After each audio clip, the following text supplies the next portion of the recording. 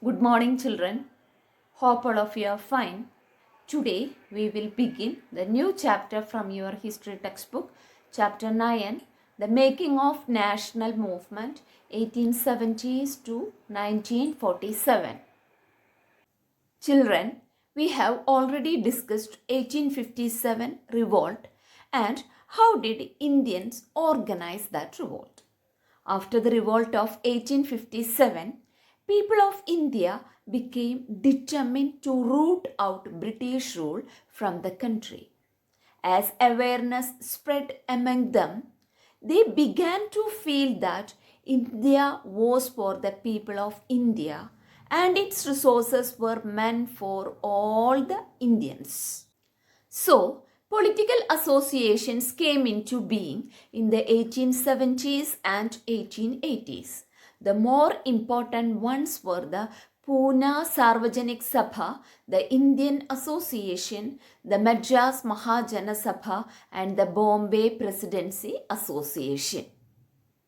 The British were aware of all these developments, so they began to take action in order to suppress these developments. As a result of this, the British passed the Arms Act in 1878, which disallowed Indians from possessing arms. In the same year, they passed the Vernacular Press Act. This act denied the freedom of speech and expression. It allowed the government to confiscate the assets of newspapers, including their printing press, if the newspaper published anything against the British government. Again, in 1883, Ilbert Bill was introduced. The bill provided for the trial of British or European persons by Indians and sought equality between British and Indian judges in the country. But the British people forced the government to withdraw the bill. Because of these actions of the British government, the Indian people were truly dissatisfied. So, the need for an all India organization of educated Indians had been felt since 1880s. Finally, in 1885, the Indian National Congress came into being. So it was INC, the umbrella organization, which led Indians against the British government. The INC wished to speak for the entire people belonging to different communities of India. In the beginning, the INC was led by a group of leaders. They were known as moderates. The moderates were against taking extreme actions. They were the opinion that slowly and steadily they would make the British government go to their own land, England. They published newspapers, wrote articles, and showed how British rule was leading to the economic ruin of the country. They criticized the British rule in their speech and sent representatives to different parts of the country to mobilize public opinion.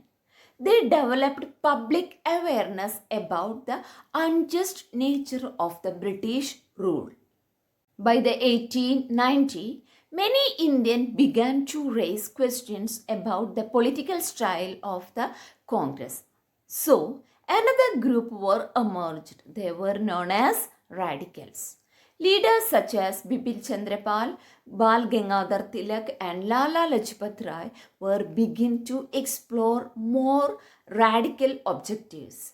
They criticized the moderates for their politics of prayers and emphasized the importance of self-reliance and constructive work. They wanted to drive away the foreigners as soon as possible. Tilak raised the slogan, "Freedom is my birthright and I shall have it." At that time, one of the decisions of the British government forced Indians towards mass movement. At that time, Bengal was the biggest province of British India and it included Bihar and parts of Orissa. In 1905, Viceroy Curzon partitioned Bengal. The British argued that dividing Bengal for the administrative convenience only. But Indians understood their actual aim, that was to create disunity among Indians. So, the partition of Bengal infuriated people all over India.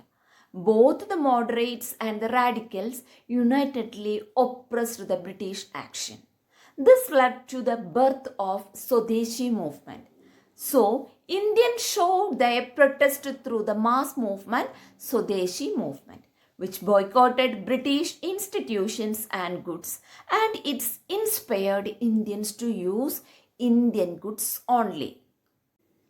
Another important development was the formation of the All India Muslim League at Dhaka.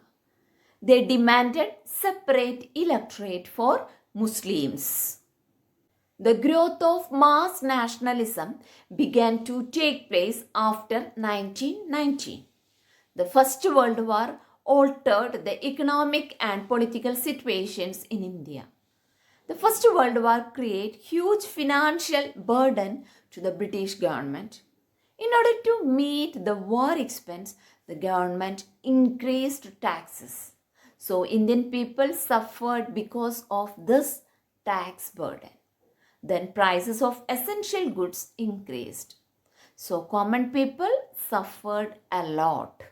But the business people earned huge profit from the war. The war created demand for industrial goods like jute bags, cloth, rails, and caused a decline of imports from other countries into India. As a result, Indian industries expanded steadily. Let me conclude today's session. For your reference, I have uploaded the URL. Go through it. Notes are also attached along with this. Take it down. A test question paper is also there. Try it yourself. Thank you.